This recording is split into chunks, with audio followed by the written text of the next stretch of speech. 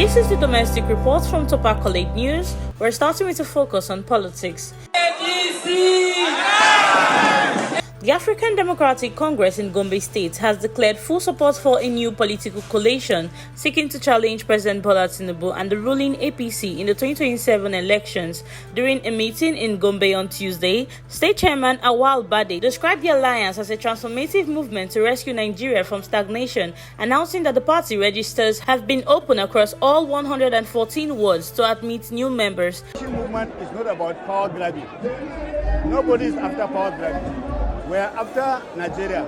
We want to put Nigeria on the path of success, on the path of progress, and to rescue Nigeria from the current insecurity that has bedeviled the country. Key figures like ex-Minister Abdullahi Idris Umar and former APC Organizing Secretary Abdullahi Ataka also backed the coalition, stressing it focuses on reforms, not just electoral victory.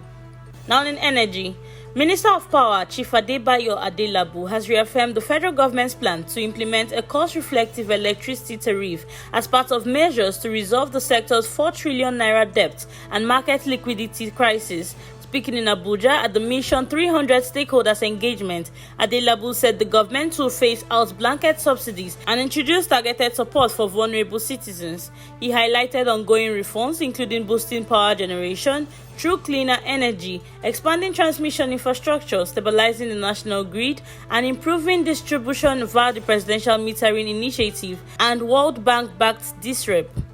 More on energy, the Dangote Petroleum Refinery has cut its depot price of petroleum motor spirits to 820 naira per litre from 838 naira per litre, driven by falling global crude oil prices and raising domestic market competition.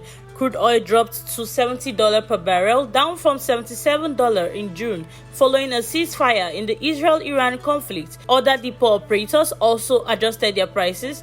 Industry analysts expect further adjustments in the coming weeks as market dynamics evolve.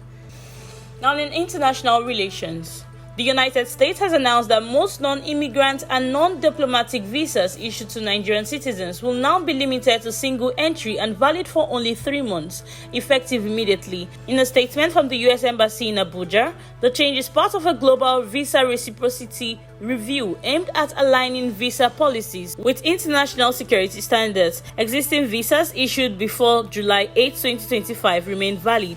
The U.S. says it's working with Nigerian authorities to meet criteria such as secure travel documents, visa overstay management, and information sharing, while reaffirming its commitment to strong bilateral ties. Now in education, the Joint Admission and Matriculation Board has raised suspicion of foul play regarding Chinedu Okeke, who was announced as the highest scorer in the 2025 UTME with 375 score. JAMB Registrar Professor Issa Koloide disclosed at the board's policy meeting in Abuja that Okeke, an Anambra native who applied to study mechanical engineering at Unilag, was previously admitted to study medicine at the University of Nigeria, Nsukka, raising concerns of dual matriculation, an act prohibited by law.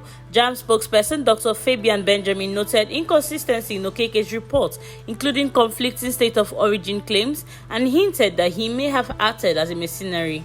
Now in crime, the Kano Jigawa Command of the Nigerian Customs Service has intercepted an undeclared sum of 653.9 million naira in foreign currencies at the Malam Aminu Kano International Airport, seizing the funds from a passenger, Ahmed Salisu, who arrived from Saudi Arabia via Ethiopian Airlines with a Ghanaian passport. Area controller Dahatu Abubakar said the currencies were concealed in luggage and not declared as required under the Money Laundering Act.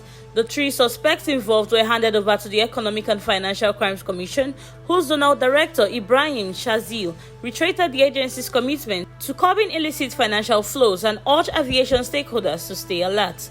That is the domestic news update for now on Topacolate News. Do stay with us for more domestic updates and developments. I am Blessing Bassi.